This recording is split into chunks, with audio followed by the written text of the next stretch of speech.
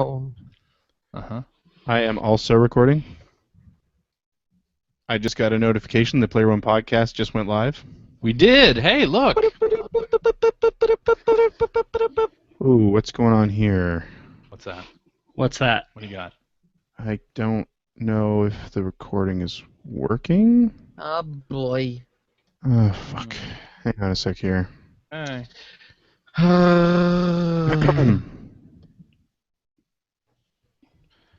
This appears to be doing something.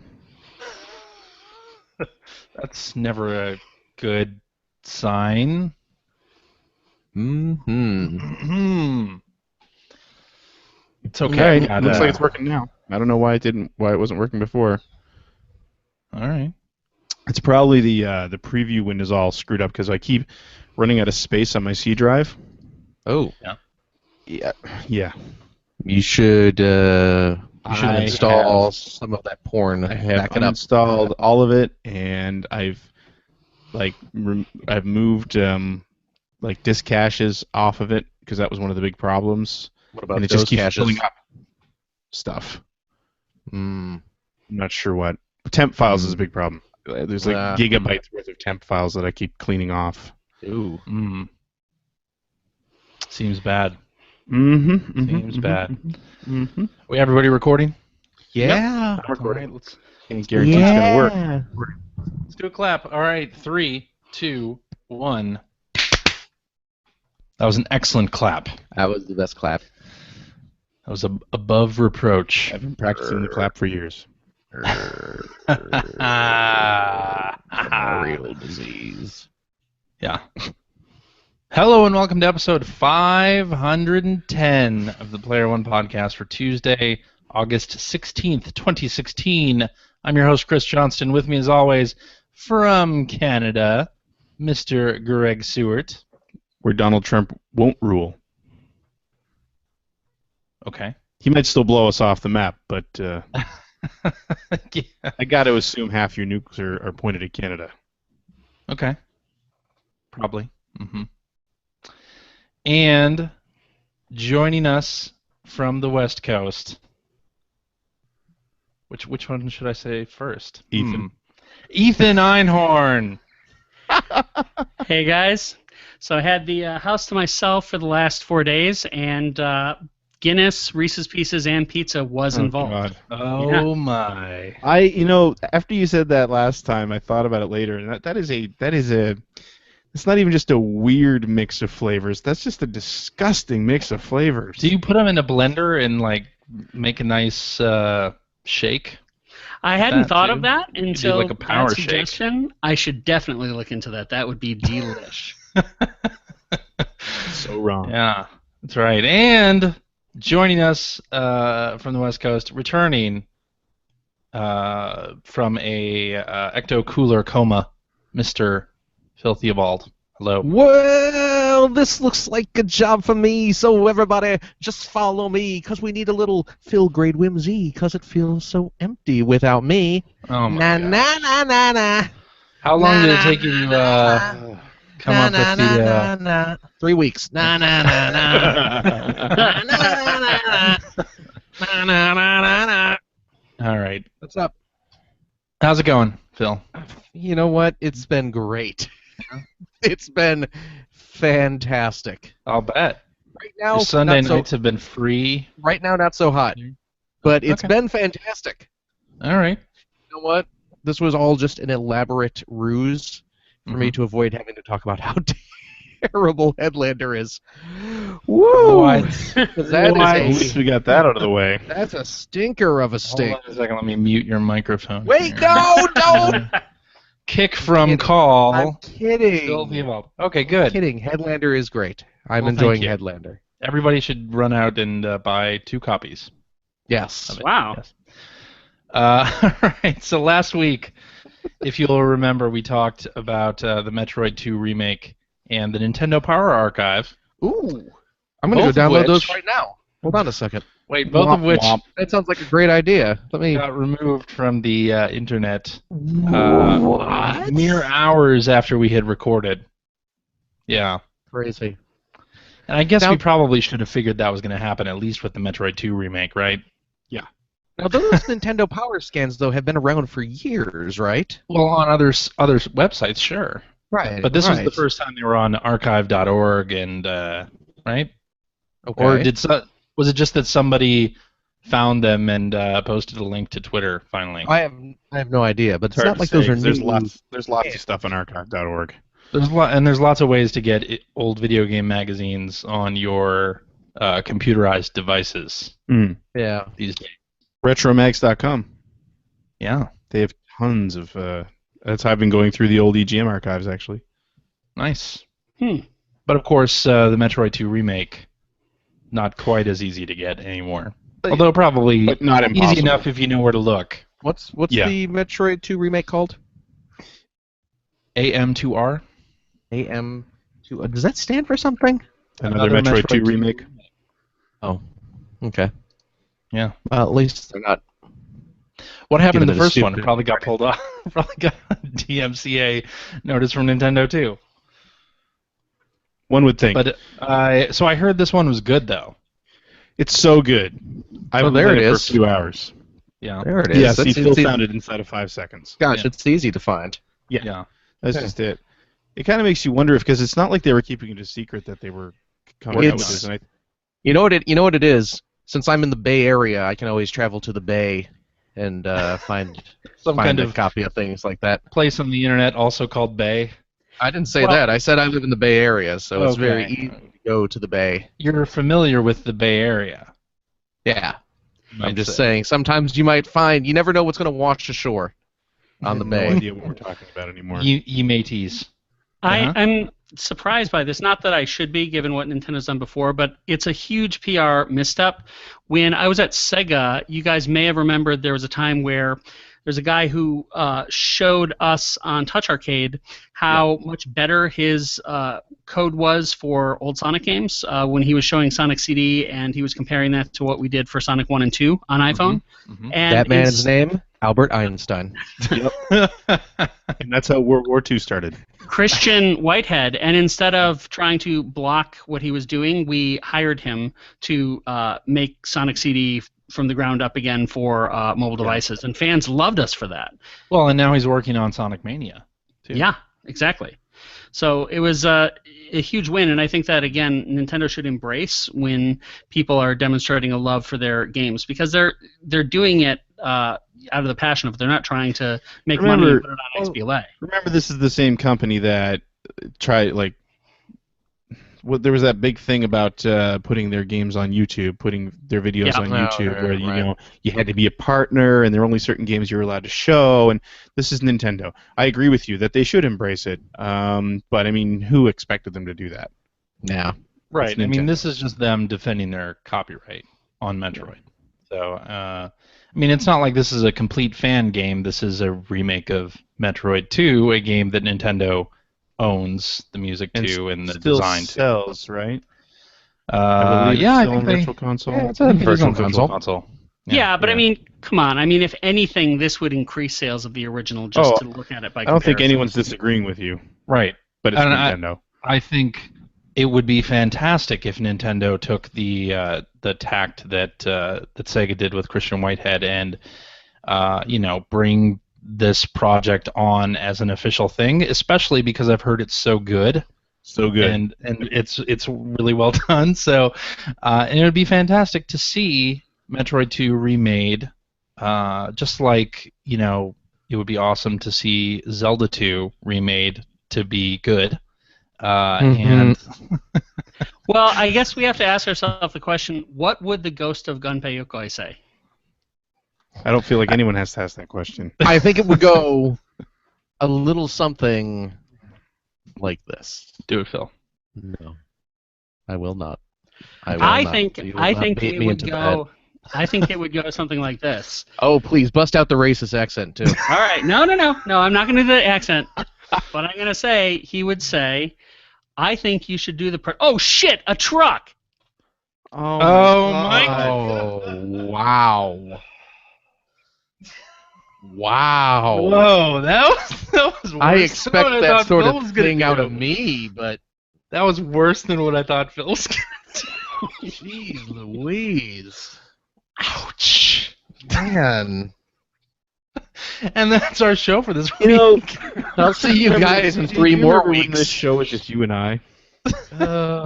You don't need an accent to be offensive. Apparently not. How do we get back from that? You know what? Let's Let's bring it full circle. Try it with the accent, Ethan. No. No. Oh, wow. Oh boy, oh boy. Flubbida. But it would be great if Nintendo would do some kind of official thing like this. You could do Link's Awakening in the same kind of style. It'd be interesting to play see. Link's Awakening, CJ? I did, yeah. I have. Okay, I am in the remember middle if of you had playing it. Link's Awakening. Yeah. In the middle of it. In the middle of it. That's right. Jeez. I know. Now that's a backlog. That is. That's a good game. Good game. Yeah.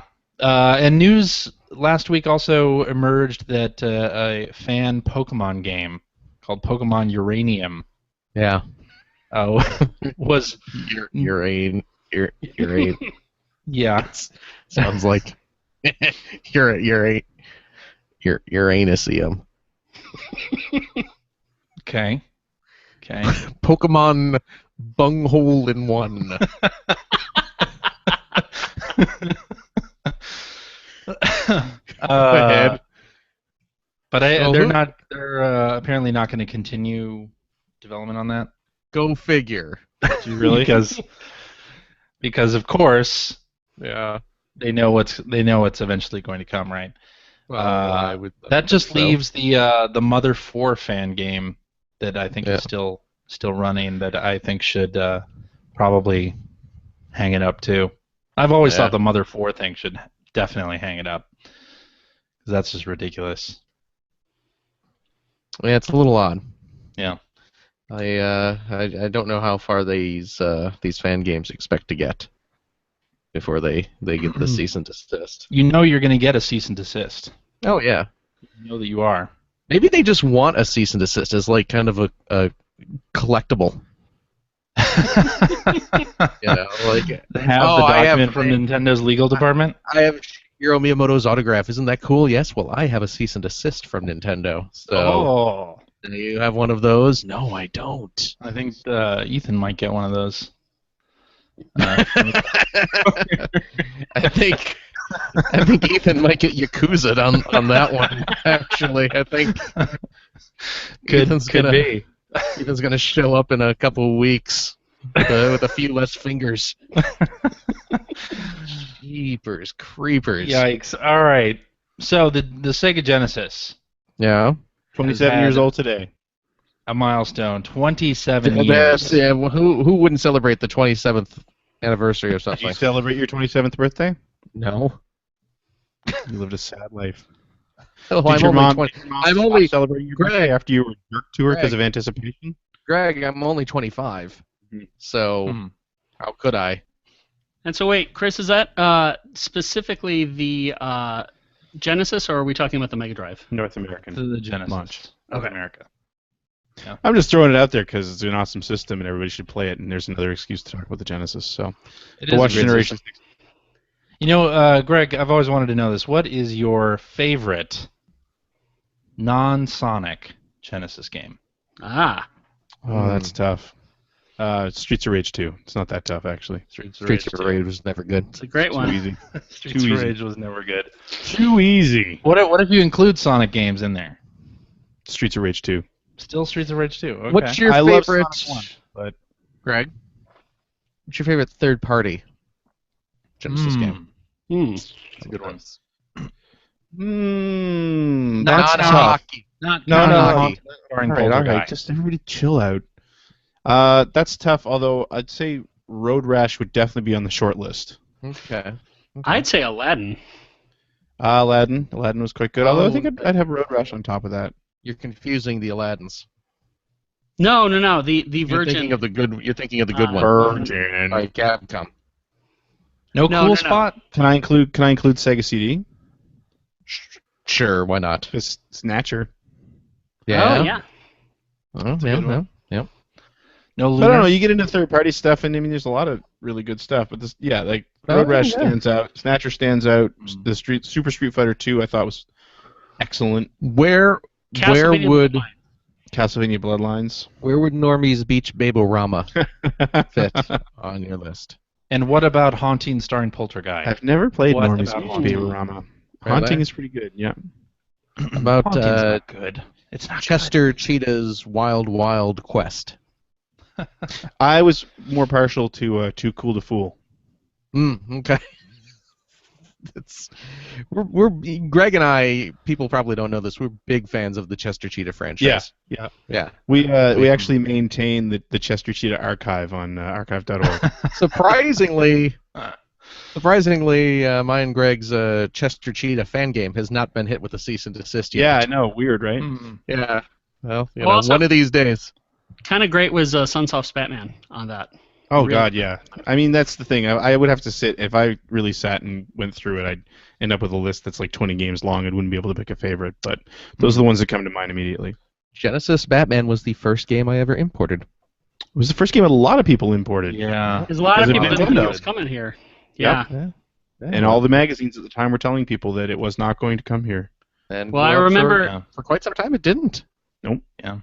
EGM convinced me to pick up Strider, which is to this day one of my favorites on the platform.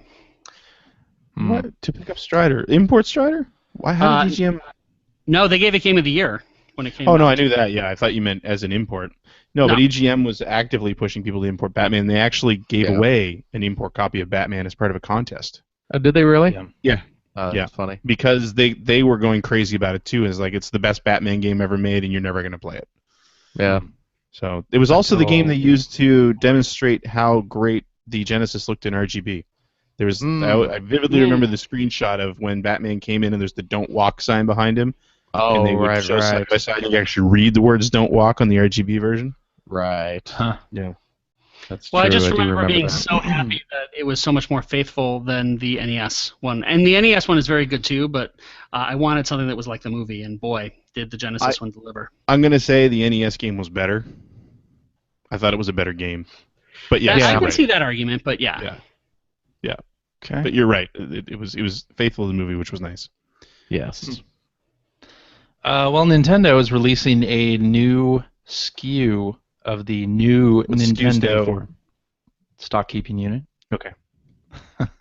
The new Nintendo 3DS, Super Mario Land Edition, 3D Land, that is, on I think the 26th of this month at Target and Walmart. Christmas is starting. $149.99. It is the smaller version of the new Nintendo 3DS. It's not the XL. So people can stop whining. And it comes with two faceplates, one of which is a Super Mario Maker pixel Mario. Speaking of Batman, faceplate. two-face plate. Oh, I get it. Collectors. Nice. The collectors, yeah. Nice one. Are you getting Did one, you like CJ? that? I don't know. I'm torn. You know, when you say you don't know you're torn, that means that the week it comes out, you'll have one. But but the smaller new Nintendo 3DS came out with Happy Home Designer, and I didn't get it back then. Yeah, but that's Happy Home Designer. That's Happy Home Designer. Yeah. You don't care about that. But I already have Super Mario 3D Land. But this has faceplates. But It's a good you're project. right. It is the Mario Maker faceplate that is. Yeah. It's a good project for anyone listening that wants to take the time. Go back through our episodes and find how many times CJ said, "I don't know," when we asked if he's going to buy something, and I guarantee the percentage has to be around 80. Yeah, actually- probably. Yeah. Or in the case Right. of Burnout, buying two copies.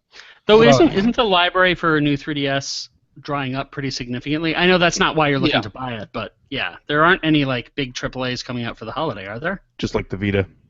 Just Dragon Quest VII, and I think that's it. Yeah, that's Metroid pretty. Prime Federation sparse. Force next week.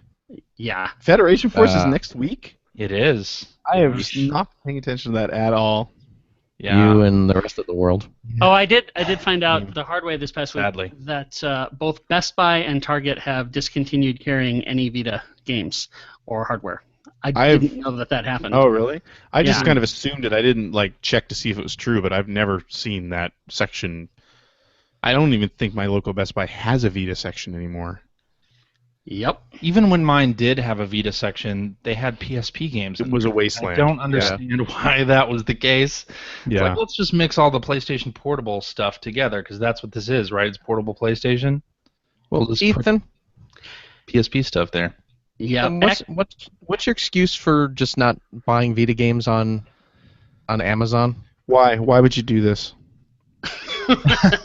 Why have you done Do you want to get kicked off the show for another 2 weeks? No, the simple answer, Phil, is that I have been trading a lot of stuff to be able to get additional Vita games. I've tried to be cost conscious, so Also, Amazon takes trade-ins too. He likes the hunt. He likes the hunt. I like the hunt. Yeah, that's fun too. Yeah. See, there's this movie called Nintendo Quest that maybe you should watch. It's all about getting the physical copies of NES games without using the internet. Is that actually a thing? It's a movie, yeah. It's on Amazon Really? Prime Video, yeah. Really? Oh, that's interesting. It's a documentary. I am checking that out. Similar to this. Oh. Yeah. It's crazy. And Nintendo Quest. to the point of the PSP versus Vita, it was funny. I was at breakfast this morning, went out to eat, and the guy who was pouring my coffee said, "Is that a PSP?" when I was playing the Vita. And it's like, no. Exactly. Yeah. No, but I'm glad you asked. Ethan threw the coffee in his face, refused to pay, and walked out. You have 25 minutes that I can talk to you about the Vita? Do you know what the phrase sunsetting means? Oh, dude, I'd need an hour, not 25 minutes. What are you talking about? Yes, indeed. All right, in other Nintendo news, an NX-related, potentially NX-related patent came up on the internet last week showing interchangeable controller parts that would hook onto a main system and communicate it with it via via infrared. What do you think about that? What don't I think about that? Gimmicky? Well, if it works, fine. Yeah, if it works. Yep. You hit the nail on the head. And there's a pretty interesting mock-up that's on Reddit. I'll put the link in the show notes, and one of our listeners, Hacker Alias Decoder Otter, also tweeted it to us.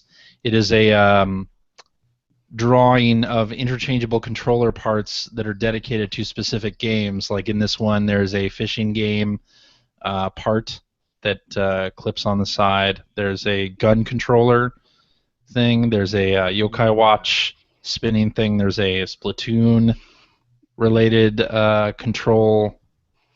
Well, and I wonder mechanism. if the whole setup of that kind of gives us a sense of what the size of the machine is. Because if you think about it, if it was the size of, like, say, the regular 3DS, snapping the sides off of that would lead to very, very tiny controllers in your hand.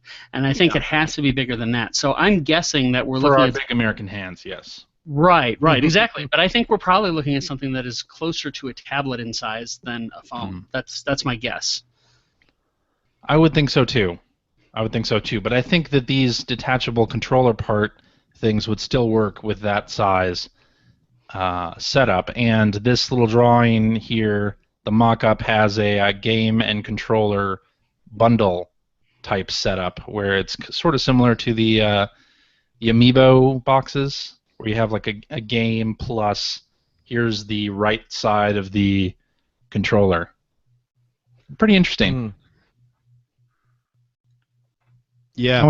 Can't wait to see what Nintendo's actually going to do with this thing, so that we can stop with all the rumor. Well, any guesses on roughly when we'll hear them say more? Because March is right around the corner.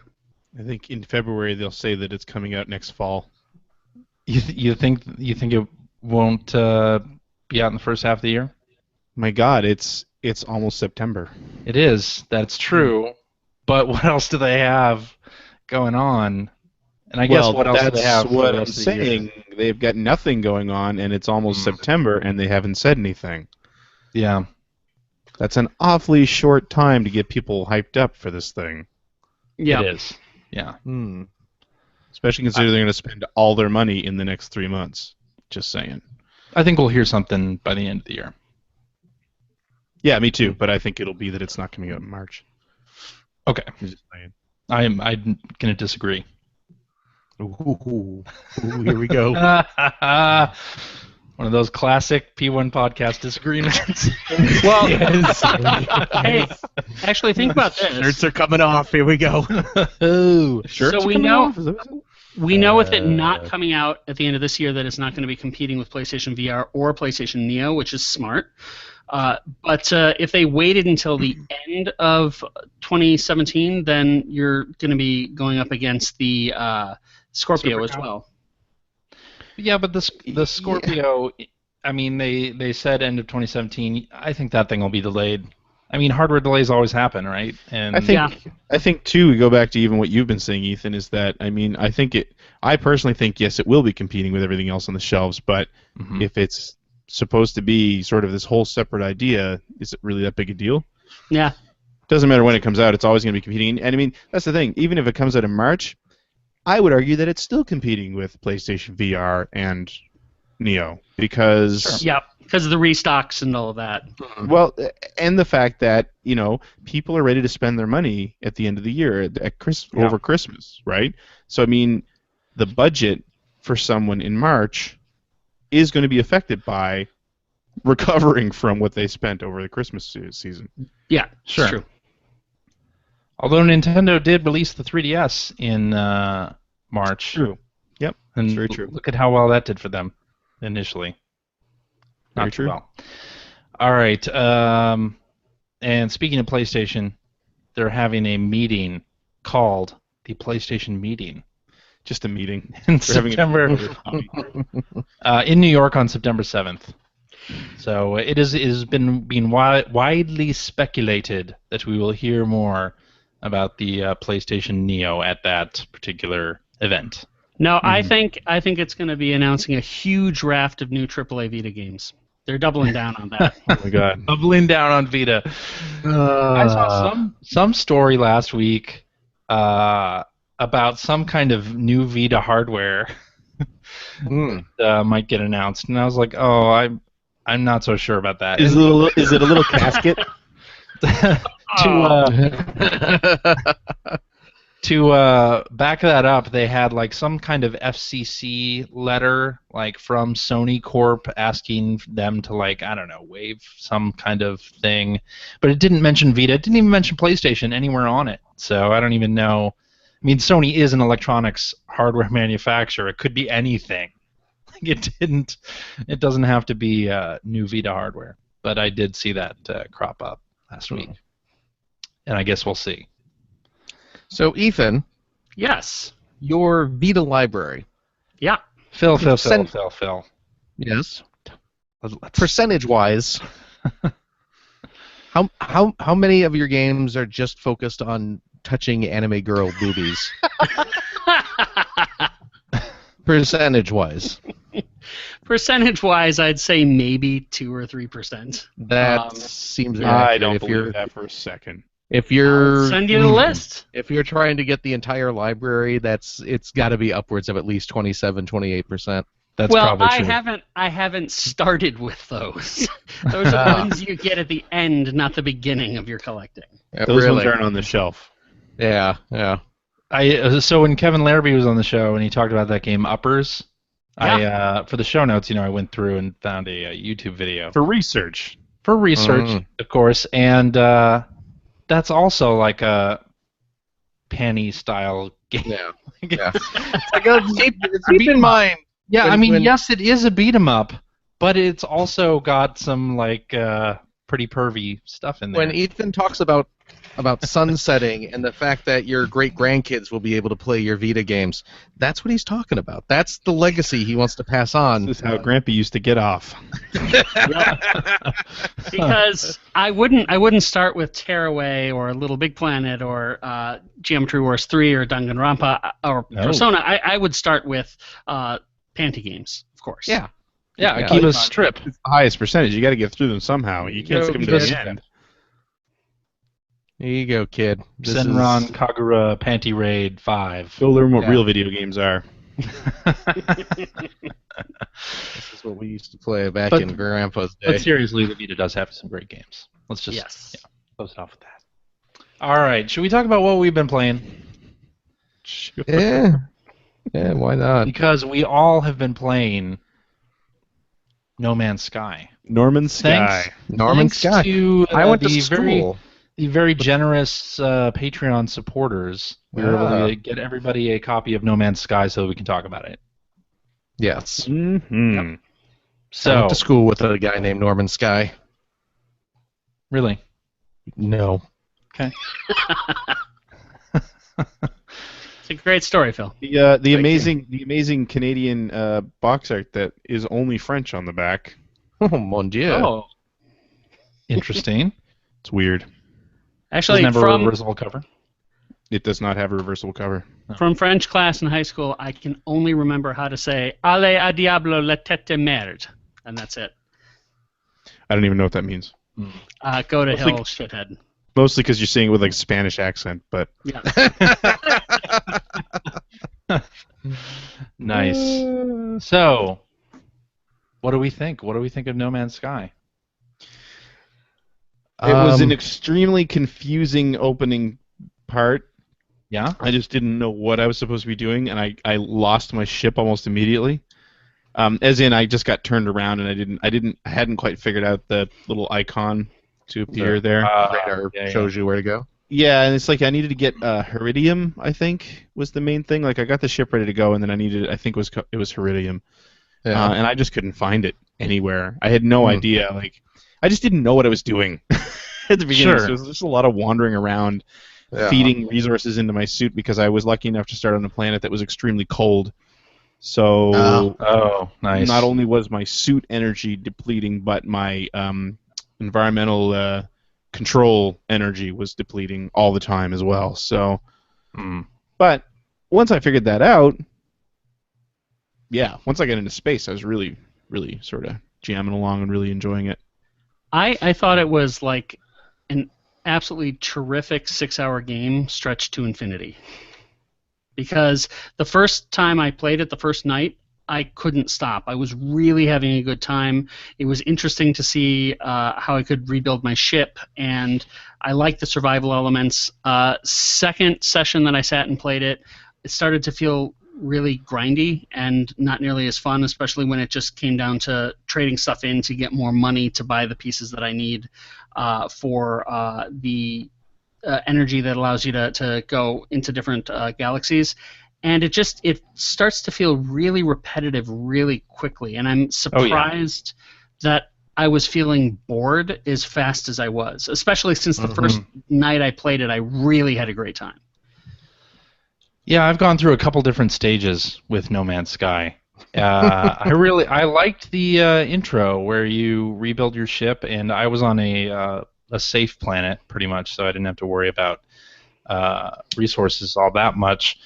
Got into space, made the jump to the next galaxy or whatever, next planet, and continued getting resources and unlocking new tech recipes and all that good stuff. And I had a lot of fun with it the first night. So I streamed it for 2 hours on Monday night and really enjoyed it. Came back and played some more on Tuesday, streamed that. Also really enjoyed it.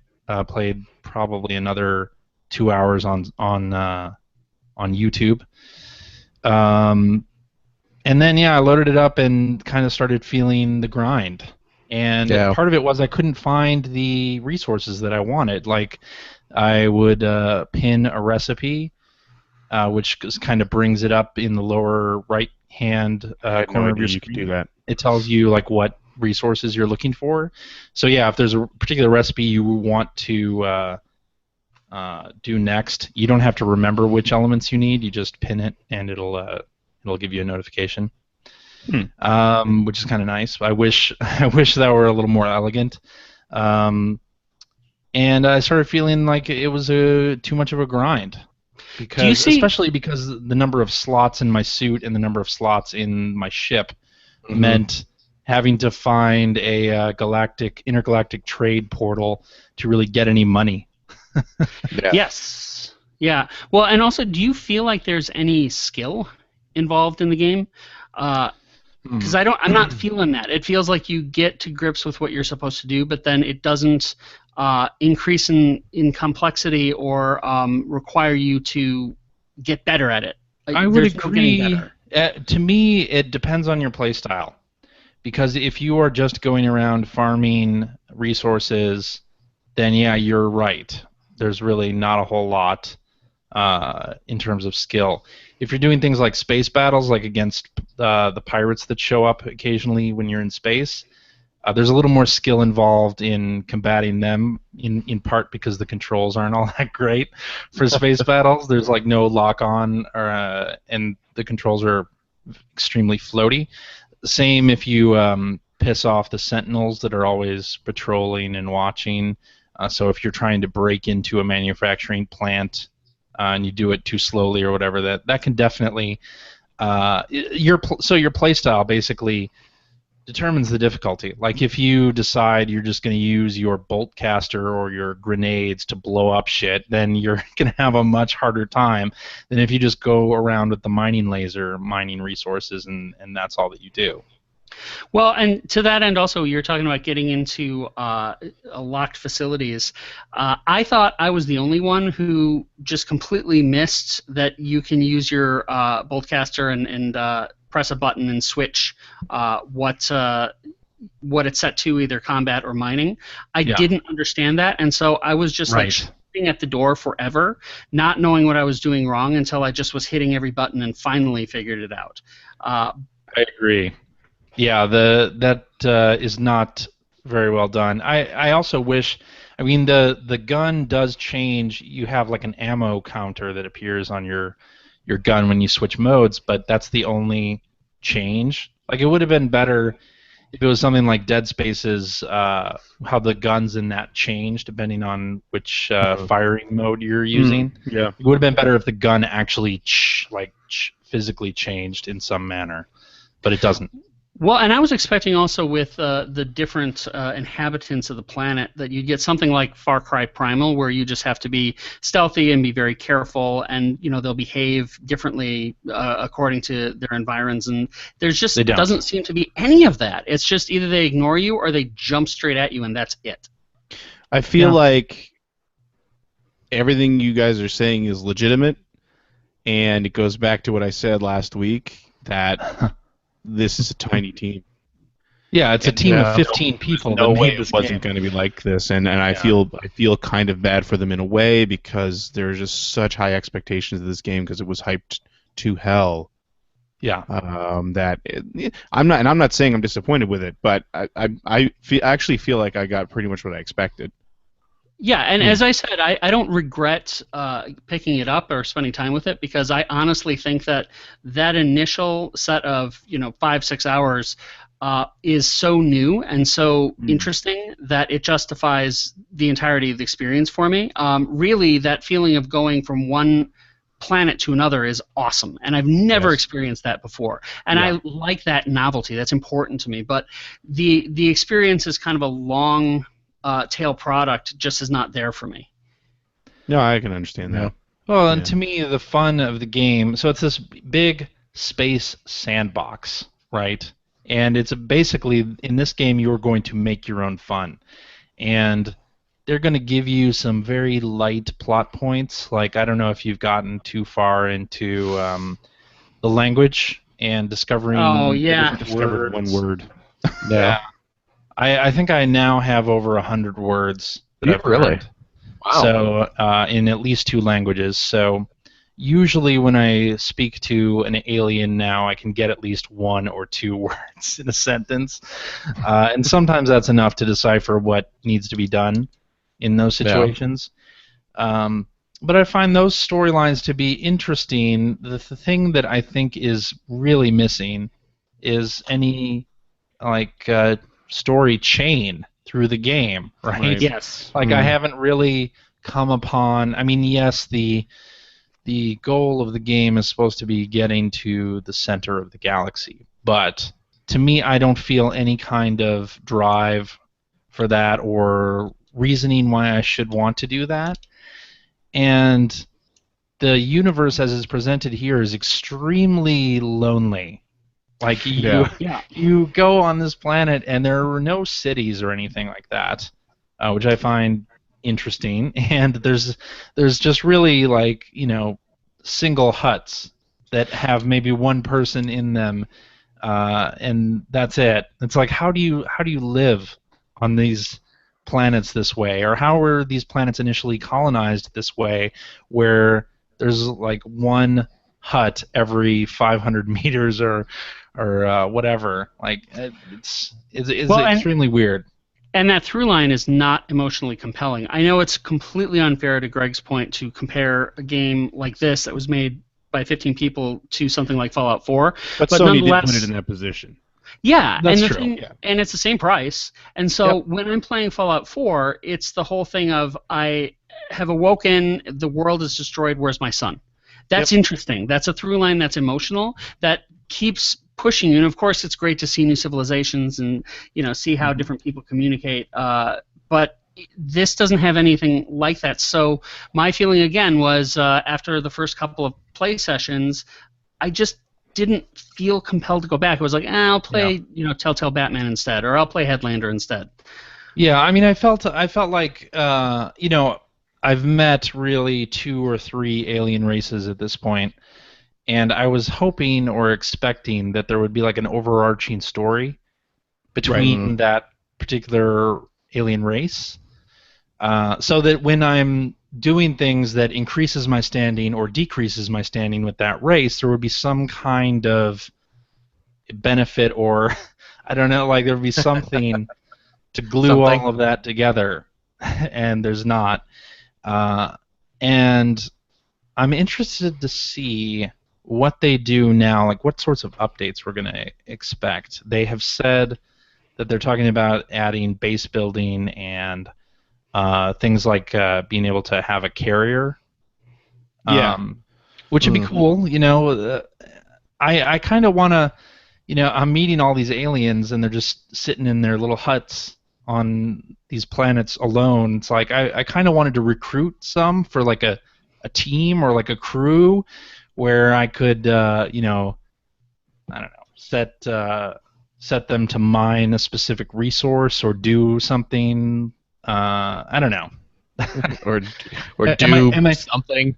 Am I looking for too much game in that? I'm not sure. So I mean, I went through these various stages of liking it and thinking it was boring and grind to liking it again.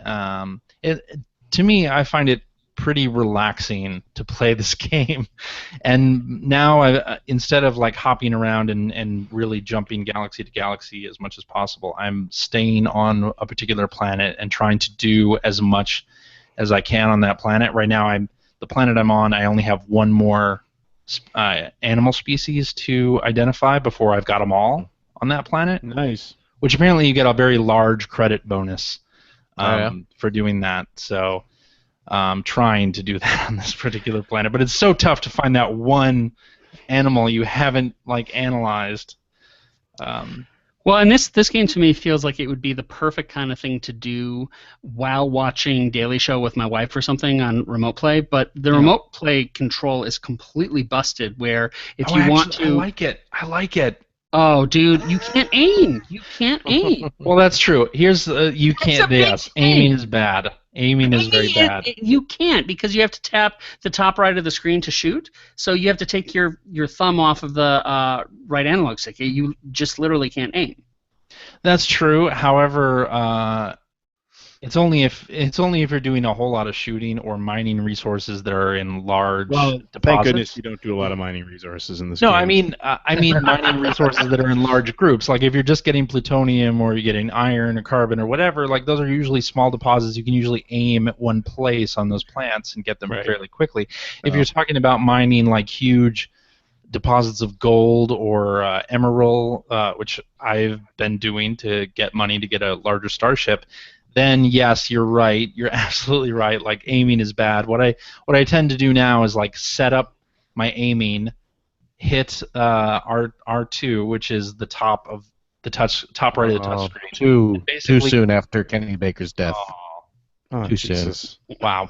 And then using the left stick to to go back and forth and around as much as possible to slowly, very slowly mine those resources. I will agree with you that mining is the worst part of Vita remote play. Everything else I think is okay. Yeah. And I've so been doing a lot the one of that mechanic actually. that you actually do in the game. No. Well, I don't do a whole lot of shooting in the game. I do a little bit of mining, but usually I don't have to do a whole lot of that personally. Well, and here's an interesting case where the reviews were withheld for a couple of days. There was just nothing available to see what people's impressions were. Yeah. And then they finally started coming through, and I know IGN gave it a 6, and I think it was the same thing from Polygon. But this was one of those cases where I really wish that I had been able to see the critical reviews in advance. I still would have wanted to pick up the game, but I would have at least been more prepared for what I was getting. Phil, what do you think? What are your thoughts? I really, really want to like this game. I really do. And for the first couple hours, I was really, really digging it. But you just run into that repetitive wall so quickly where it seems like the only reason you're doing stuff in the game is for the opportunity to travel to another barren planet and do the exact same thing all over again. Yeah. And there's not much else you can do aside from mining or trying to log all the animals or mining is one of the methods of trying to get a better starship, but there's not much you can do. And so often while I was playing the game, I would just start thinking, ooh, I should look at that big mountain here. So I'm going to try carving my way into that mountain. And then I'd start zapping the side of the mountain and remember that, I'm not playing Minecraft. Yeah. And then it's like, maybe I can build... oh, no, wait, I can't because I'm not playing Minecraft. And it's and like Ethan mentioned this before the show, where I was sort of complaining a bit about this game on Twitter, where the game does feel like Minecraft, except you trade the ability to actually do anything in the game for the opportunity to travel to other empty planets. Yeah, and one of the big things that they talked about in the day one patch, I think, was that caves were going to be even larger. And that's the thing, like caves are. Go ahead. Finish your thought. I'm going to say caves are terrible, and they're a waste of time to even go in there because there is nothing in there ever. Really? Like I've never seen anything interesting in a cave. Neither have I. That's more than like 5 feet in. Like I scan, and there's absolutely nothing there. Yeah. So guys, if this. I was just going to say, if this game had some light Panty-Quest elements, maybe that would make it better, Agreed. The planet I'm currently on, all you want to do is go into caves because that's where all the resources are. The surface is barren. The caves are chock full of resources. The thing that really struck me the first time I've played Minecraft, and you guys have not really gotten into Minecraft at all, correct? I've tried. I've tried as well. Can't do it. Yeah. I haven't gotten super deep, but I've enjoyed the crafting and just building a space and staying safe. Yeah. The thing that really got me with Minecraft when I first started playing it was the exploration elements and just the method of discovery where you can just find an interesting area and start tearing into it however you want.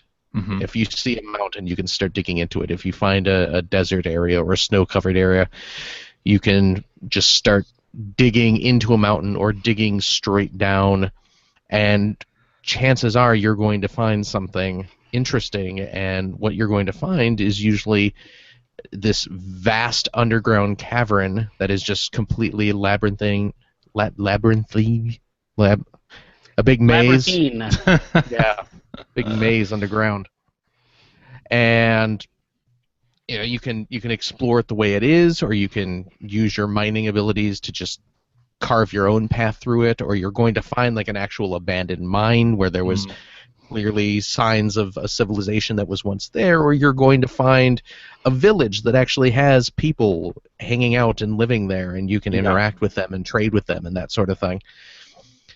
And just doing that, just digging through solid rock and having it crack open into this just cavernous pit that seems to go on for miles and miles, and just realizing, okay, now I have to find a way to get down to the bottom there, and ooh, look, there's some lava and some water, and what can I do with that, and figuring out, okay, now how can I explore these giant areas is super exciting to me. And given a whole planet, or given near infinite entire planets, I just don't have that sense of discovery in this game. It's like, okay, I may find here's a big monolith.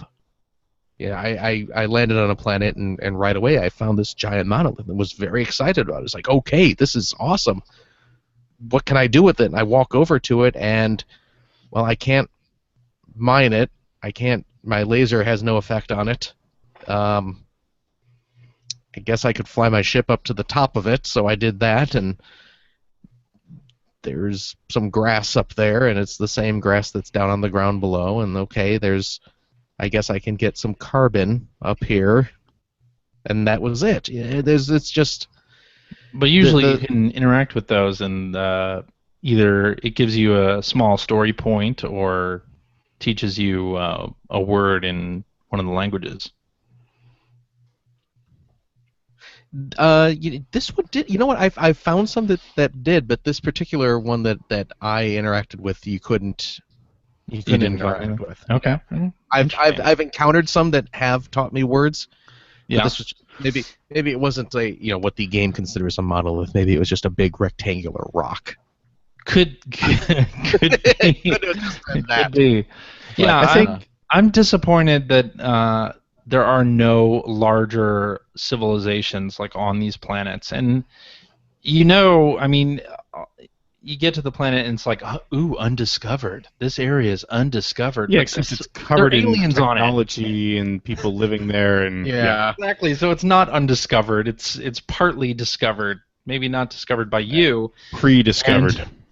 There's really, like, if there were civilizations, or you could come upon a cluster of buildings, that'd be different. And the largest one that I've come across is like a trading hub, and it has like 6 landing spaces for spaceships, and they land and take off, but you never see an alien get out of a ship, and you never see interaction, so it doesn't feel lively at all. Right. Well, it's supposed to be a trading post, but it doesn't feel like anything's happening there. There's no Mos Eisley in this game, and that's I think that's one of its big faults. Well, I think also the fact that everything is randomly generated to facilitate the ability to have all those planets is what makes the game not feel crafted. You don't get a sense of even any meaningful differentiation in gameplay between cold versus hot. It all affects your eco-suit in the same way, really. It's just different. Yeah, that's the thing. That's exactly it. It feels procedurally generated. Yeah. And like talking about the thing, like talking about Minecraft, you're absolutely right. But I mean, when you consider the surface area they need to cover in this game, you can see why it's. And like I said, I'm not trying to make an excuse. Sure. But it feels the whole game feels barren, for good reason. And also, I feel like what's happened here is that, assuming that it's successful enough, like we've gotten what we would call the minimum viable product with this. This, like I spent $90 on this. Well, the patrons spent $90 Canadian on this. We paid we paid full price for a game that really we got the first pieces of. Yeah. But I don't know that there's going to be enough time to convince people to wait. I think a lot of people are going to be disappointed and return, their copies or just sure. not buy it if they haven't yet. I think there's certainly a backlash on the internet about the game in general, in part because of how vague everything was in the marketing of this game, and people not happy with what we ended up with.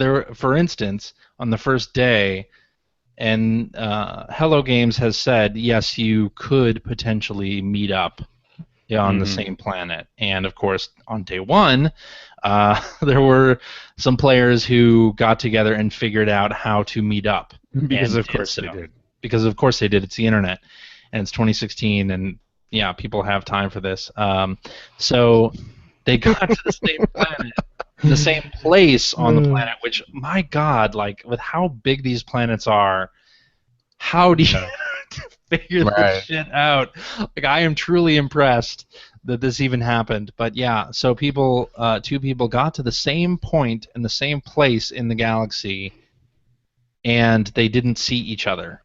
Yeah. So I wonder if what's happening there is that maybe it is possible to meet other people, but not to meet everybody. You know what I mean? Like maybe there are other people in the same server you're on, but it's just so unlikely that you would meet each other. I don't know. The other thing they've said now is that No Man's Sky is not a multiplayer game. And it sounds like what's happening is that, yes, you're sort of in the same space in terms of what's been discovered, what's not been discovered, etc. Right. But everything else, including your world, is affected by everyone else, but they aren't in your world. They aren't. And that would be fine if they set those expectations. But if they're giving the impression that you can meet up with people and then people test that as they're going to do, and it doesn't work, that's lousy. I think it reminds me in its own strange way. Do you remember the game MAG, Massive Action Game for PlayStation 3? Oh yeah. That's another example of a game that was scale for the sake of scale, but it actually didn't lead to a good tuned experience, because that was just about like having 64 versus 64 or something like that. Right. I think that for me personally, I do like it. Because I'm a big Wing Commander nerd, so I love the idea of being able to go from planet to planet. Seriously, although I really want to, and I don't know if there is a sort of a major combat element in this game, or space combat element, and if there isn't, I hope there is. There will be at some point. There are a couple of trophies dedicated to combat. Okay. So there you go. So that's kind of what I'm looking for. Like, that's what I don't see so far, but I've barely scratched the surface of the game. Obviously, is sort of that path. Like, do you want to bulk up your ship and be sort of a formidable force out in space, or do you want to just be a traitor? Basically, I want to see if it can be like Privateer. That's kind of what I was hoping it would be like Privateer. But it all goes back to, you know what? If this was a digital-only release for $20, we wouldn't be having this conversation. Or even 40. The Witness was 40, and that was kind of an esoteric game that was a little smaller in scope, but something you could theoretically have put into a boxed. But that's just. Yeah, I mean that's kind of the thing, and we've talked about things being in boxes as giving them sort of a grander sense of being something, and that to me it's not doing this game any favors. The 2 or 3 years of hype did this game no favors. That's true. Being a boxed product, full price, did this game no favors. Although I will say, it desperately needed to be a cheap digital release that was by a small team. That's all it needed to be. You watch the trailers and the gameplay footage that has been on IGN and GameSpot and other places. Sean Murray going around to various press outlets and playing the game on camera. I mean, we got what they were showing. Like they didn't. Well, exactly. The problem was that they didn't cut off anybody's expectations. They let people. Right. They let it. Conjecture. It was treated like a AAA game, and everyone was waiting for a AAA game. They let people say, "Oh my God, what if I'm going to do this and that, and I'm going to be this, or I wonder if you can do this, or the multiplayer. I'm gonna meet up with my friends," and they just let people assume that they could do that, when obviously they never showed that being done, and people are now upset that they didn't get the game that they were expecting, that they wanted out of this. Well, I think that this is arguably the most anticipated game so far this year. I mean, that's something huge to live up to. But again, that's where you can, if you're a developer, work with press to set expectations reasonably. And I think that if we all did know that the scope of this game was much smaller than it initially seemed, we would have been more comfortable walking into it. But again, as I said, there were not even any reviews available when we picked this up. Sure. Well, here's the interesting thing to me. You can't drop it at the developer's veto. I think you have to say it's Sony. Yeah, I'd say that's a big part of it. Certainly. I think also, they've added so much. You look at the day one patch notes, and they did add a lot. And now what I want to hear from them is, okay, what's next? And not only that, but I spent $60 on this game, and to me, I'm having fun with it again, just because I find it relaxing to go from point to point. Definitely a chill game, yeah. Fly around and land and search the different planets and take pictures of or analyze Pokemon Snap style all the animals in the environment. Like I find that oddly fun and entertaining, even if it's a grind and I know exactly what I'm going to get out of it, which is almost nothing. But it's still kind of fun. What I want to know now is, okay, what is the game going to add? Like, what new features can I look forward to as I progress? So, like, if I'm able to build my own base, okay, what can I do in that base? Like, what can I do with that?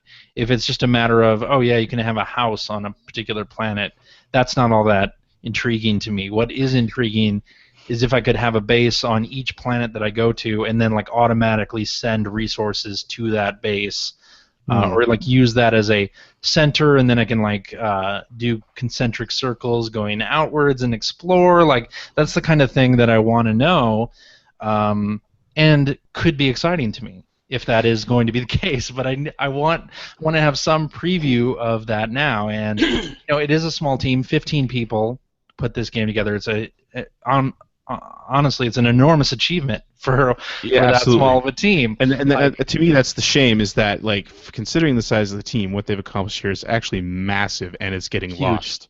It's getting lost. Well, the one thing that would redeem it for me is if you got to the center of the universe and you were able to save Joe Danger from a torture chamber. And that unlocked the motorcycle that you could use to ride, on the surface. Actually, I was more thinking Peter Molyneux be standing there telling you you're going to be the next god. Yeah, I like that. I like that too.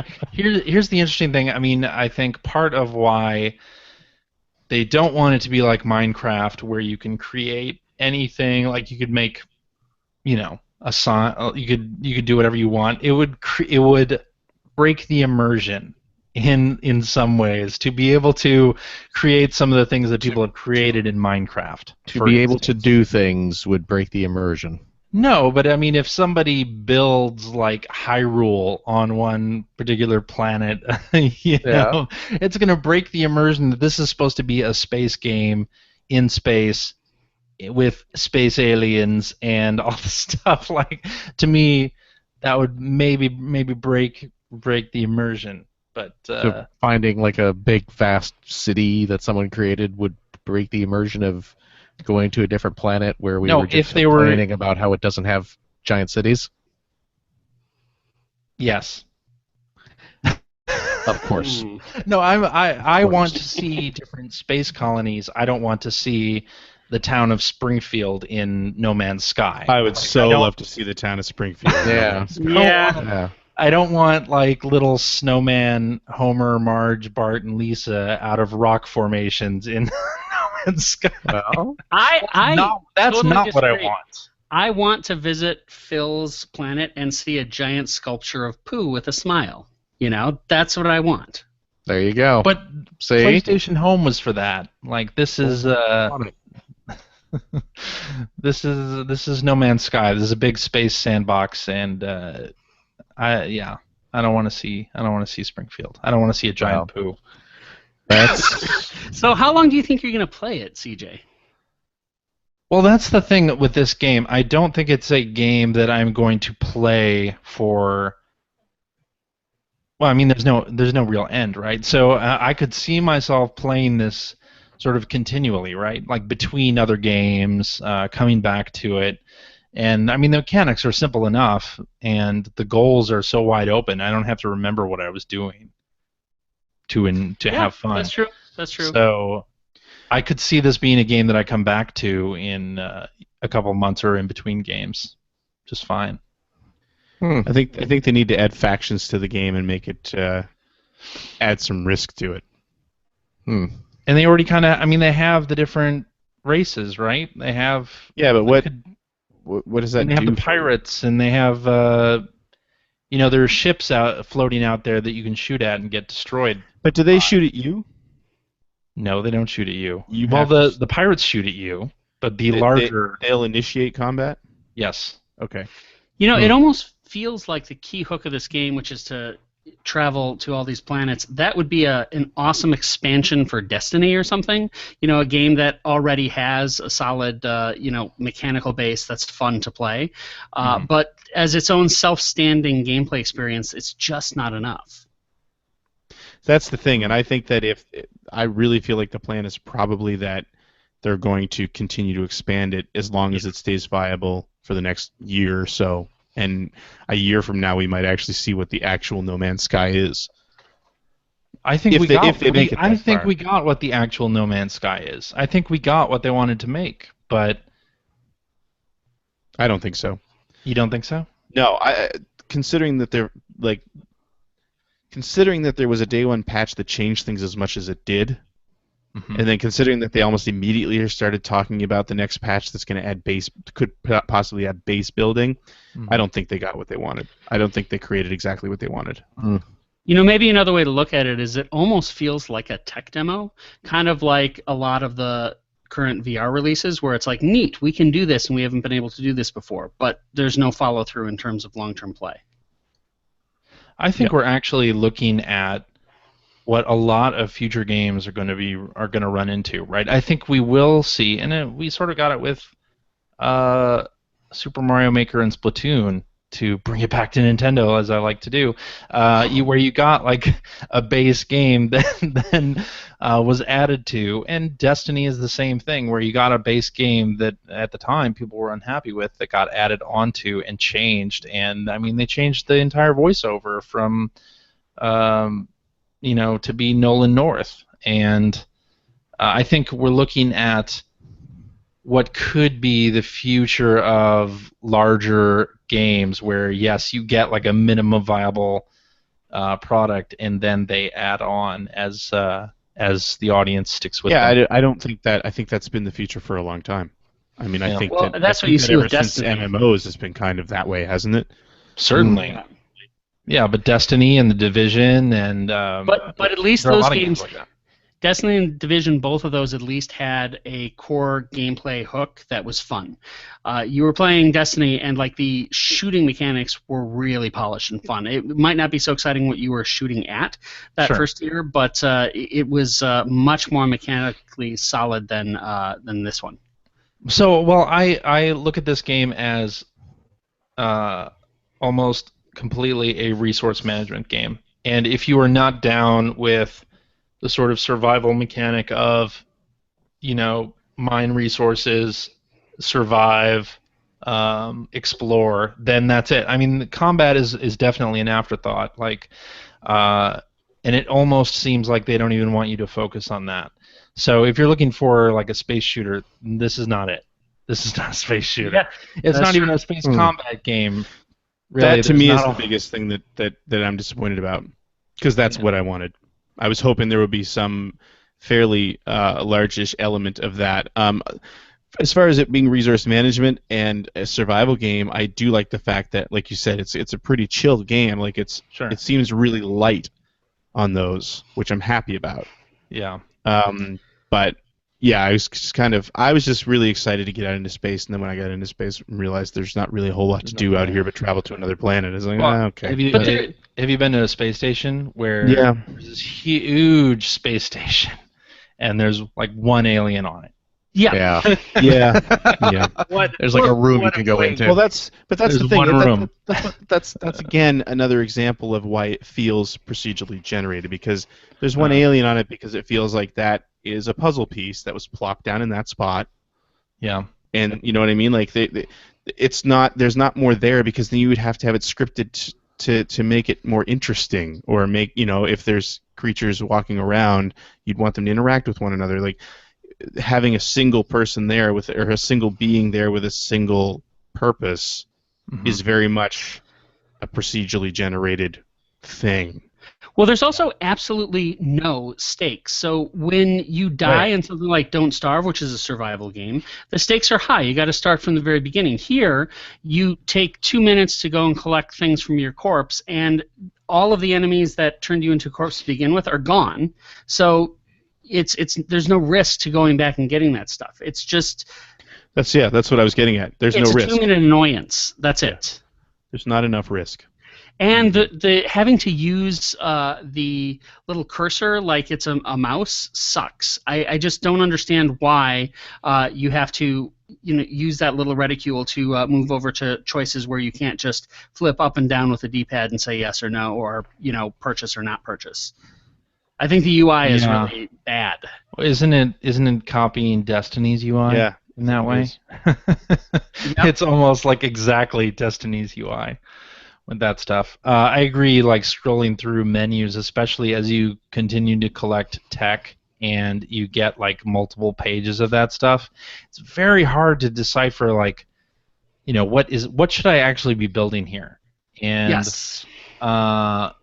It took me going online and looking at how people were deciphering that, and if you put things in your inventory next to each other, like if you learn particular attributes and put them like in your install tech in your suit in a particular order, or at least like group things together, you can get extra benefits, which I had no idea about. I didn't know that before looking it up, and like they're all named this kind of ridiculous naming scheme that I don't even know, like, okay, I picked up this thing, is it good? Like, should I be using that? Is it better than something I already have? Like, I don't know. And you get the different weapons, right? I mean, you can find them in the various settlements you go to, and I look at the stats, and yes, I know in terms of like number of slots between this weapon and that weapon, but there's like a graph of stats, and I can't really tell like what exactly those things are and which things I should be focusing on. Yeah, I wish you could hold more than one weapon. That might be nice. So yeah, or even have more than one starship. Like I like my current starship, but in getting another one, you basically have to get rid of your current one.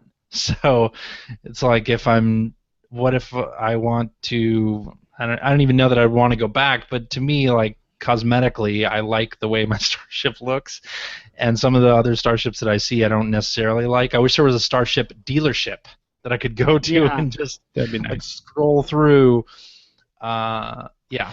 But it's just weird to me that if you look at this from kind of a year in review perspective, I could see it simultaneously getting both greatest moment as a nomination, because blasting off into space really is super cool, but also most disappointing in terms of gameplay. Absolutely. It's definitely going to get that from outlets for sure. Yeah.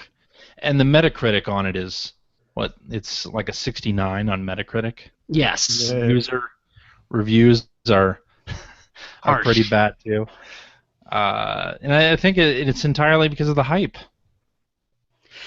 Well, also because it's entirely. not very fun. I mean, that's if it was not living up to the expectations of this mass world, but still the core loop was fun and engaging and allowed you to feel like you were developing a skill. I think people would be more forgiving. I Again, think Destiny was the same thing. I think it's the type of game that a lot of people are going to find not fun, but I, for some reason, I really like it.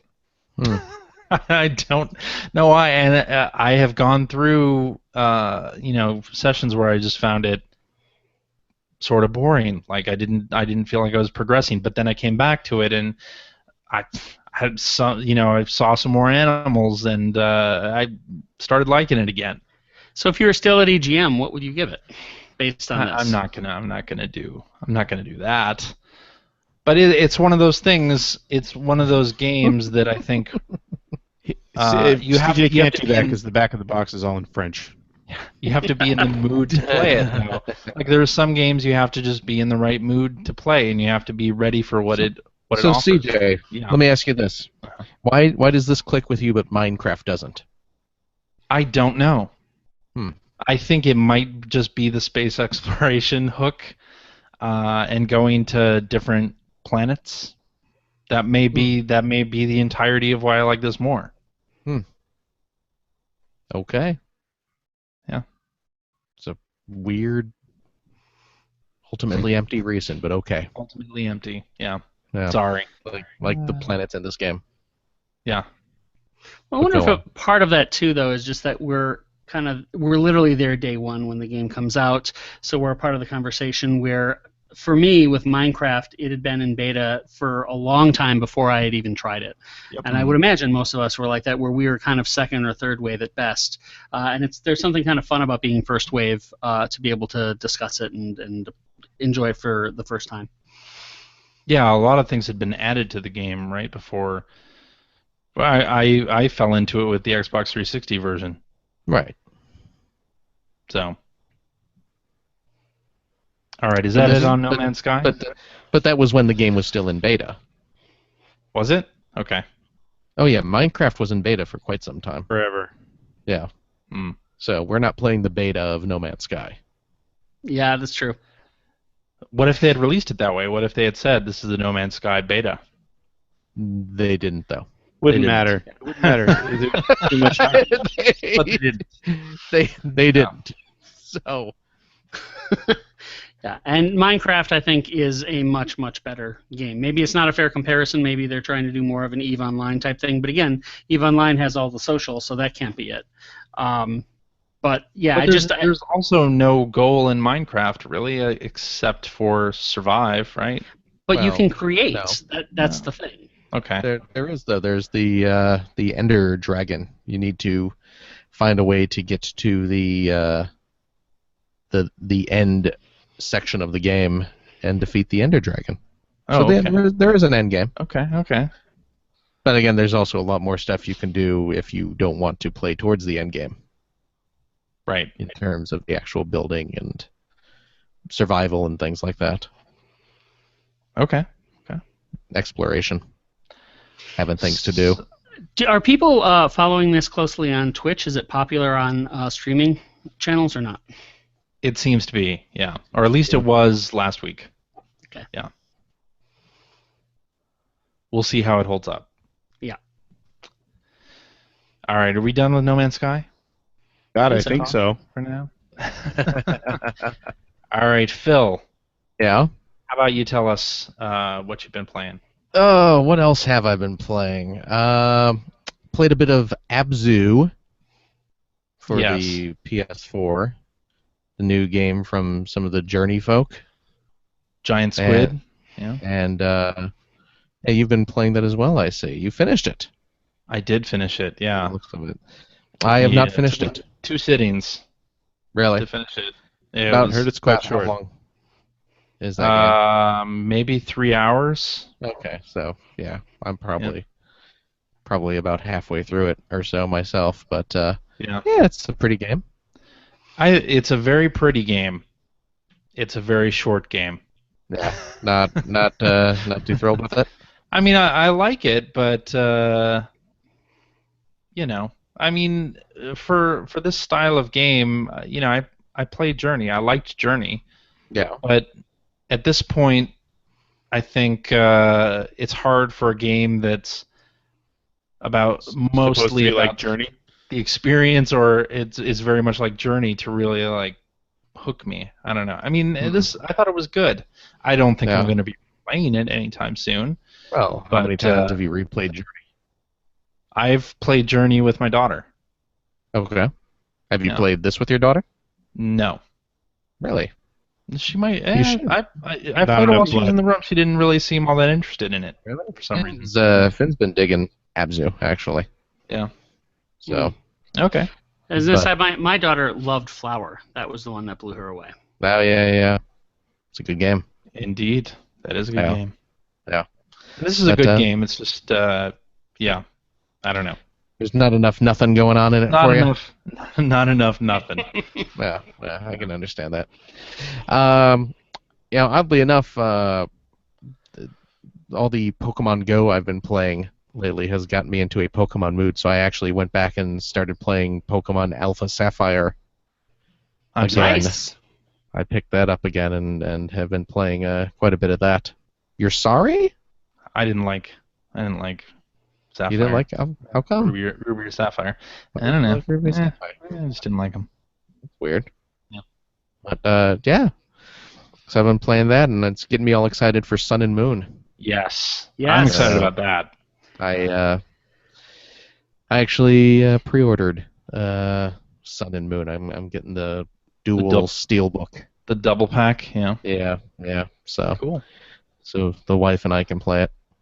What about Finn? What about Finn? Is he gonna play it too? Whatever. Oh wow. Gonna need the triple pack. When he Have gets him a job. play Pokemon Uranium. Yeah, he'll play Uranium. if he can find it. Good luck, kid. But you know what else I picked up for the 3DS is a little game called Gotta Protectors. Yes. Have you seen this Gotta Protectors? I have seen it. I thought Gotta Protectors? thought after playing it that you would really like it because it is very very NES-y. NES-y and Dynasty Warriors-y and press Y a lot or X or whatever the button is that you press a lot. Yes. Yeah. So I picked it up. It's an 8.4 joint too, I believe, right? Yep. Yeah, they did the localization. Very nice. Yeah. It's a fun little game. It's kind of a sort of a weird tower defense Dynasty Warrior-y kind of thing with a very, very heavy NES aesthetic. Very heavy. Really good music. Yeah. The thing that's weird to me is they have an FM sound pack. Yeah. That's like the DLC for it. And it's like $8. Is it really? But it's like it's the music that's in the game now, but like better fidelity. And it's like, why is that another $8? That seems because it's like what, $15. Isn't the game itself like $15? No, it's 13. Oh, I'm sorry. That's $13. That extra $2 was $15 in Canada. Really making it seem unreasonable. The FM sound pack is like, I don't know, it's like $5 or $6 or $7 or something like that. This Yuzo Koshiro soundtrack though? It is Yuzo Koshiro, yeah. It's worth it. Yeah. I'm not saying it might not be worth it, but it's kind of surprising to me. Yeah, anyway, it's a little odd. But yeah, it's a fun game. It's a fun game. It is, and very funny dialogue. Yes, too. Very it's very cute referential, very fourth wall breaking. Yeah, it's the fourth wall that breaks. Fourth wall. That's the one that breaks. The third wall is. The third wall is in No Man's Sky. It's one of the first monoliths. Yeah. So yeah, there you go. That's what I've been playing. Okay. Greg? Hi. You got anything, or we want to skip you and go right to Ethan? No, I'm good. I got to Disc 4 of Shenmue 2 finally. Nice. No spoilers. No spoilers. I gotta say that man, like 15 years ago, QuickTime events didn't bug me so much. But no, you know the thing is though, because it's not like they've gone away, but just playing this, it really sort of reminds you that we've actually come a long way with stuff like that. Because man, they're just brutal in this game. So I just did what I believe is probably the final, and Ethan will know this and probably spoil it for me in a minute, but what's probably the final real battle in the game against a character that was sort of sold as invincible through most of the game. So I don't know if I was just doing the battle wrong or if it's really just meant to be a bit of a slog. But I'm not very good at the fighting in that game anyway, which is kind of ironic considering it's basically the Virtua Fighter RPG. But anyway, the way this battle worked is that you had to whittle this guy's health down. Very tedious. It was very tedious. And then at the end, they have a series of what they call command QTEs. So a QuickTime event was just a single command appearing on the screen, and then you had less than a second to actually press that button. A command QTE is actually where they show you all four directions and all four buttons on the screen, and then in very rapid succession, they'll show you a move that consists of probably up to 4 actual button presses. And you can't wait until they're done to actually start inputting the move. So like if the move is down, left, up, Y, Y, by the time it's showing you up, you better be inputting those commands. You don't want to input them ahead of time, though. Like you don't want to memorize it and just put them in that way, because that'll also be a fail. So the way this battle worked at the end is that there was this long, tedious battle, and then 4 command QTEs. And if you failed even one of them, you had to do the whole thing over again. And it was infuriating. Just like absolutely infuriating. Like I said, I get that it was probably meant to be the most challenging thing in the game because I believe it was the final battle of the game. But just like, I'm thinking about it now, and it's like if this was in a game now, chances are you would restart maybe at the beginning of the QTE section and not the actual fight. So anyway, yeah, and plus the thing was is if you turned it off, the last time you got to save was actually right before another set of QuickTime events. So if you turn the thing off, you have to go through another set of QuickTime events before you trigger the long cinema scene, before you trigger the fight, and then these command QTEs. So anyway, I ended up doing it. Took a couple nights and doing the fight dozens of times to get it right. So anyway, it's a little bit irritated about that. But I'm on disc 4 now, so I'm closing in on the end of the game finally, and hopefully we'll be doing a Back on My Play episode with Kevin Larrabee about it eventually. Woo. Nice. Yeah. And I was going to post a picture of Lon D on a helicopter ladder dedicated to Ethan, but I just haven't gotten around to that yet. Oh, and by the way, I got to ask, are LucasArts a bunch of assholes too because they spoiled this week the Darth Vader thing? No, they're allowed. It's their movie. Ah, okay. Yeah, it's their movie. See, the thing is I didn't feel spoiled because I already knew about it, thanks to somebody. The other game that I'm playing, though, as we were talking about at the top of the show, which was it's AM2R, another Metroid 2 remake. So I grabbed that right away because even though we didn't say it on the show last week, you had to think it was going to get taken down pretty fast, although apparently it's not hard to find anyway. I've never really spent any time with Metroid 2. I've spent enough time with Metroid 2 to know that the Samus sprite being so huge and the screen space being so small made that game very hard to play. Mm-hmm. And it also, and I can't give you specifics on this because I don't remember at this point. I mean, that game came out like 25 years ago or something, or even longer. Excuse me, even longer. But there was something about it that didn't feel like a Metroid game, and I can't explain why. I just remember thinking that very vividly when I played it. So anyway, this is Metroid 2. I have no idea how faithful it is to Metroid 2, but I'm assuming it is pretty faithful. There's still like 99 Metroids to kill throughout SR88 or whatever the name of the planet is, but it's all done as though it was built on a Super Nintendo. The entire game looks like Super Metroid. So it basically looks like Axiom Verge as well? No, it looks like Super Metroid. Axiom Verge to me doesn't look like Super Metroid really. Yeah, but I agree with that. Yeah, I mean it looks like it's it's an homage to Super Metroid, but this looks like Super Metroid. So, and it sounds pretty close to Super Metroid. Again, I don't know if the music is based on the music from the game, but it sounds like it was done on a Super Nintendo chip. All the sound effects sound like were done on a Super Nintendo sound chip, and it is awesome. It's so good. I'm loving every second of it. I can't put it down. The controls are just like spot on, exactly what you would expect, and having the full screen makes a huge difference. Yeah, I mean, you're into this whole like all this exploration. It's a Metroid game, which I love, but it's got again, like I assume that this was in Metroid 2, but it's got actually some sort of exploration bits that you didn't see or haven't seen in Metroid games. Things like using water pipes to get shot through different areas of the level and all that. But yeah, overall, it's just fantastic. Like I can't put it down.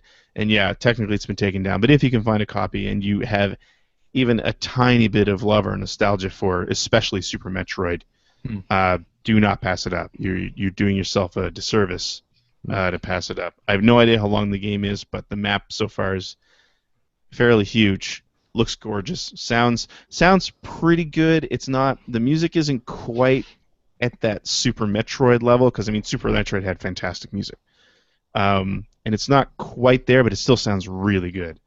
So yeah, like don't miss it. It fits like a glove. Like it's beautiful, and it's free. Go grab it. You know. All right. Oh. That's all I got. Ethan? It's the game Nintendo doesn't want you to play. Yeah. There you go. So I'm going to pick up where Greg left off with QTEs because I just finished Batman, the Telltale game. And the way that game... No spoilers. Nope, I won't spoil anything. But the way that game opens Batman is all QTEs, and yep. It's cool looking, but I think it's actually a pretty weak open relative to how the rest of the game develops. I really like the idea that you're spending more time as Bruce Wayne than you are as Batman, and that's really something that differentiates this meaningfully from obviously the Arkham games or something like that. I think the storytelling is great. I think the detective stuff, as you said last week, CJ, is really smart, and I do think that overall the engine is demonstrably better than we've seen in other Telltale games. So I was really happy to just play that one in one full sitting, and I'm looking forward to the next installment. I hope that we don't have as many QTEs, though, because again, those just in a Batman game make me want to go and actually physically be able to beat up the bad guys, because that's what I'm used to, and I think that it's a stronger experience when you're not doing action sequences. What did you think of the action portions, CJ? I thought they were well done. I thought the button presses and the combinations that you have to do made a lot of sense. It made you feel immersed in the action, and they also serve the purpose of making you pay attention to everything, because you never know when one of those things is going to come up. But so you can't really watch it like you might a movie. You really have to be on the edge of your seat during those scenes, and I like that. And I think it fits with the style of game that is. And I thought at least there's a sequence at the end of the game where you're sort of foreshadowing what you're going to end up doing, and I thought that was extremely well done. Yeah, I can see that. I guess for me, I recently replayed God of War 3, and what I really liked about the way they started to do QTEs is that the button presses were tied to the left, right, up, down on the screen, so you could see it with your peripheral vision, so you could actually watch the action. Yeah, it's a good call. Yeah.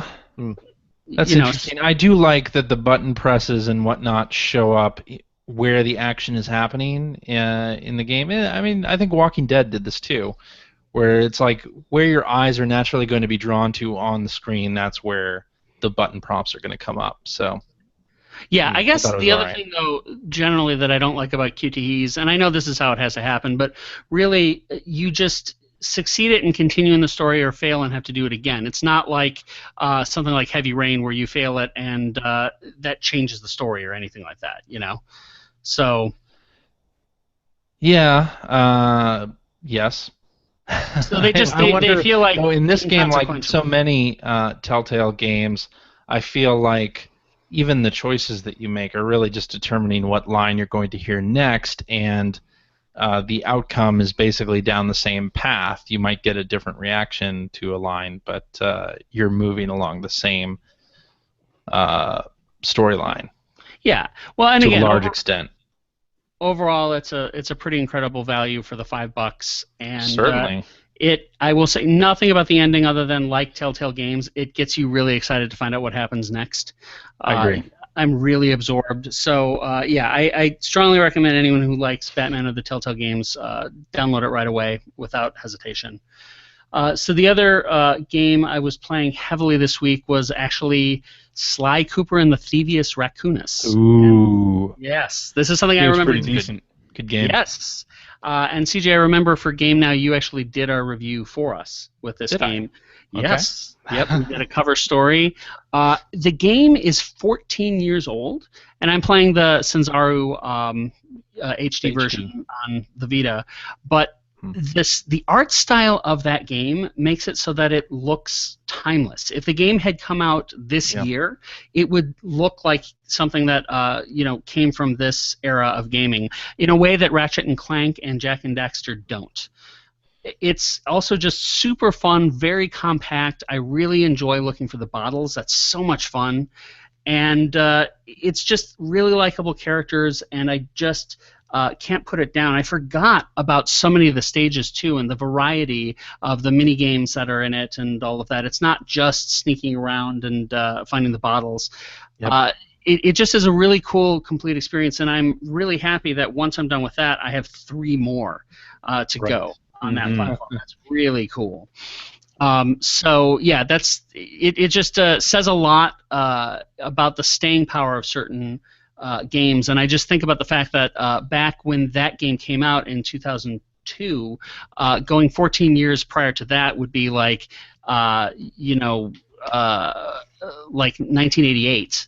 And you're talking about like Super Mario Brothers 3 and stuff like that, and it just doesn't feel when you're playing this like it's that kind of time jump. So, in addition, I've been playing some Dead or Alive 5 Plus, which I've the type of fighting gamer I am is I find the 1 or 2 characters I like to play and then just exclusively play as them. So I never really got into Dead or Alive, but I really liked Virtua Fighter, and when I was playing Virtua Fighter, I would always only play as either Pi or Lao. So being able to play as Pi in Dead or Alive basically makes it a Virtua Fighter game to me, which makes me very happy. And then the last one is I bet that's not all in Dead or Alive that makes you very happy. Yeah, fair enough. Fair enough. Mm-hmm. But yeah, then the other one is the Hot Shots Golf, which again is another ageless game. I really, really enjoy playing that. I just can't when get are we enough. going to get another one of those? Yeah, really. Like, how long has it been? Then I thought they announced one for PS4, right? It just hasn't come out. Don't remember. I don't know. That's a great game. Yeah, those are fun. Yep. So that's what I've been playing. All right. I guess I'll wrap up here real quick. Before we wrap up, though, I just wanted to call out what I was gonna do my what you've been playing. Oh, I'm sorry. You said wrap up. Well, I was gonna wrap up with my what you've been playing, but okay, go ahead. No, go ahead, Greg. I'll wait till the end. No, I was gonna be real quick with my other game, Song of the Deep. So I'm still playing that. Yay. Did you finish that, Ethan? I didn't finish it. No, I've been distracted with Headlander. What can I say? Well, all right, that's good then. So, played a little bit more Song of the Deep. I like that game a whole lot. The unfortunate thing is where I am. I'm in the deep light section of that game, and they introduce a whole bunch of like laser puzzles where you have to arrange mirrors to have the lasers bounce off the right thing and trigger the right thing that you want. And that was fun the first time, the second time, third time I had to do that. Now I'm on the fourth and fifth time, and they're getting exceedingly harder and kind of nonsensically. Like they're not really I mean, they're kind of following up on the one that came before them, but in the wrong ways, and they're ruining the pace of the game quite a bit, which sucks because I was really having a lot of fun with it, and I'm sure that I'll continue playing it, and I hope to finish it. But yeah, that was kind of a roadblock in there that I wasn't expecting and isn't entirely welcome. Oh, that's a bummer. Yeah, and I've also been playing Blood Bowl 2 because I'm in a league in Blood Bowl 2 with some coworkers and industry folks. And so some of those games are going to be streamed on Twitch. I'm terrible at the game, but I'm learning. So yeah, you'll probably see me tweet some links to live streams of games like that. I played Michael Futter, the one news guy at Game Informer last week, and he crushed me. Of course, because he knew what he was doing and I didn't. But it's still fun. So then, CJ, the next Adult Swim Super Bowl party, is that going to be held at the Johnston residence? No. But it's Blood Bowl. It's not it's football, but it's kind of real-time strategy rules type thing. So it's interesting. The game's a lot of fun. It's still full price, I think. But yeah, anyway, that's it. That's it with that. That's all I've been playing. So now we can wrap up. Sorry. Anyway, I just wanted to throw out there because I haven't been saying it for a while now, but Extra Life. Yes. Extra Life. If you go to my page, which hopefully CG will link in the show notes, which is extra-life.org/participant/Seward, I've put together a schedule for the 8 different things I'm going to be doing between now and November 19th in support of Extra Life. 8 different events. So please go take a look and see what's happening. Take a look and see if you want to partake and want to donate, and let's get this moving. It's looking to try to raise $5,500 this year. So nice. I need to start soon. All right. That's all I'm saying. Is that it? That's it. Okay. Thanks. Alrighty, and that is our show for this week. Thank you very much for listening. If you have a question for us or would like to comment on something you heard, you can direct that to @P1Podcast on the Twitter, or you can go to our internet website at player1podcast.com. There you'll find our contact information. You'll find blog entries about Sega CD stuff from Mr. Seward. There should be another one posted this week. Nice. And you'll find Generation 16 episodes. There will not be another one posted this week. But you can watch the backlog of them. Yeah, how many are there, CJ? 17? Good call. Yeah. All fantastic and worth watching, if I do say so myself. I've only seen 3 probably, but I'll get to the rest. I swear I'll get to the rest one of these days. And you'll find a message board where you can discuss this very episode with us and our other listeners.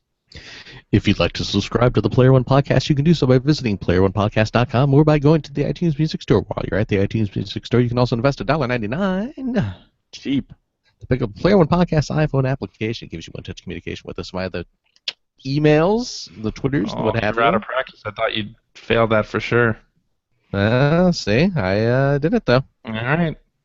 You also have all of our episodes ready to stream right to your listening device. And hey, Android cell phone telephone users, the Player One Podcast iPhone application is available for your listening device as well for that same $1.99.